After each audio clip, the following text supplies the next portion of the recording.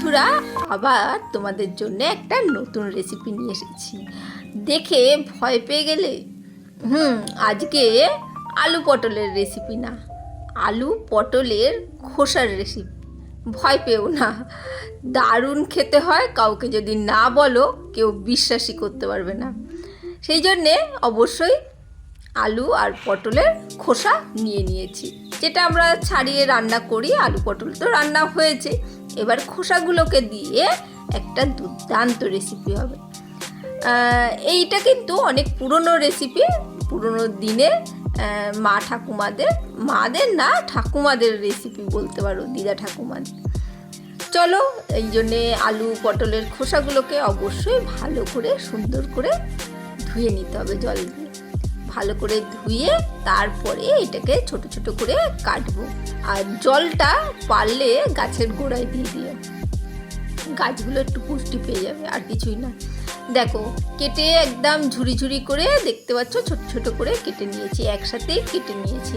আলু পটল আলাদা করে রাখতে হবে না। আর আলু পটলের খোসা যে মোটা মোটা করে রাখতে হবে সেই রকমও কিছু নয় কিন্তু।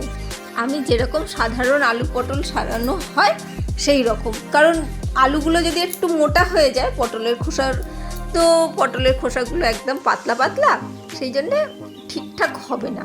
সেই জন্যে একই পরিমাণের কিন্তু আমি নিয়েছি। এখানে একটু জল দিয়ে আমি সেদ্ধ বসিয়ে দিয়েছি। একদম ছোট্ট ভিডিও, দেখলে ভালোই লাগবে আর শিখলে তো অবশ্যই ভালো লাগবে। আর সত্যি বলছি, না বললে কিন্তু কেউ জানতেই পারবে না। চলো, এখানে ভালো করে সেদ্ধ করে নিয়েছি, সেদ্ধ করে জল ঝরিয়ে নিয়েছি। আর এখানে একটু সর্ষের তেল দিচ্ছি, সর্ষের তেলে ভাজা হবে। খুব সামান্য পরিমাণে ভাজা হতে যেরকম তেল লাগে, হালকা করে সেই রকম তেল দিয়েছি। তার মধ্যে একটু কালো জিরে ফোড়ন দিয়েছি। দেখো, 1 চামচ মতন কিন্তু তেল পড়েছে এখানে। আর এখানে একটু কাঁচা লঙ্কা কাঁচি দিয়ে কেটে আমি ফোড়ন হিসেবে দিয়ে দিচ্ছি। তোমরা শুকনো লঙ্কাও দিতে পারো, কাঁচা লঙ্কা দিলেও কোনো অসুবিধে নেই। যে যেরকম ঝাল খাবে, আর শুকনো লঙ্কা যদি ভালো লাগে ভাজাতে অবশ্যই দিতে পারো, তার জন্যও টেস্টটা আলাদাই হয়। চলো, কাঁচা লঙ্কাগুলো সুন্দর করে কেটে দেওয়ার পর নাড়াচাড়া করে এখানে আমি কিন্তু যেটা আলু পটল ভাপিয়ে রেখেছিলাম খোসাগুলো, সেইগুলোকে দিয়ে দেবো। ব্যাস, দিয়ে ভালো করে এবার নাড়াচাড়া করতে থাকবো। খুব সামান্য তেল দেয়া হয়েছে, সেই জন্যে গ্যাসের ফ্লেমটা অবশ্যই মিডিয়াম রেখে ভাজতে থাকবে সুন্দর করে। আর দেখতে দেখতে যদি ভুলে যাও লাইকটা দিয়ে দিও, কারণ ছোট্ট ভিডিও তো ভুলে যেতেই পারো, সেই জন্য লাইকটা দিয়ে দিও। আর ভালো লাগলে অবশ্যই লাইক কমেন্ট করো, আর পারলে শেয়ার করো।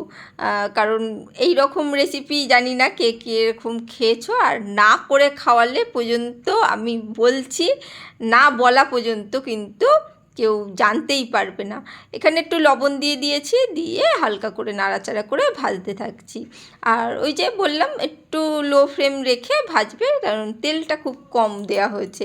আর এখানে একটু রঙের জন্য অবশ্যই একটু হলুদ গুঁড়ো দিয়ে দিয়েছি। দেখো, বেশ কিন্তু ভাজাটা হয়ে গেছে। এখানে আমি এবারে দেবো একটু পেঁয়াজ কুচি, লম্বা লম্বা করে কাটা একটা ছোট পেঁয়াজ কেটে রেখেছি, সেই পেঁয়াজটা আমি দিয়ে দিলাম। একদম সিম্পল রান্না, সিম্পলভাবেই শেয়ার করলাম, এমন কিচ্ছু নেই। কিন্তু বারবার বলছি, না বললে কিন্তু সত্যিকারে কেউ বুঝতে পারবে না।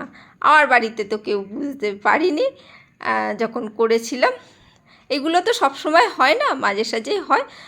যখন আমাদের বাজারের থলিতে খুবই সবজি কম থাকে, এইগুলো কিন্তু তখনকার রান্না।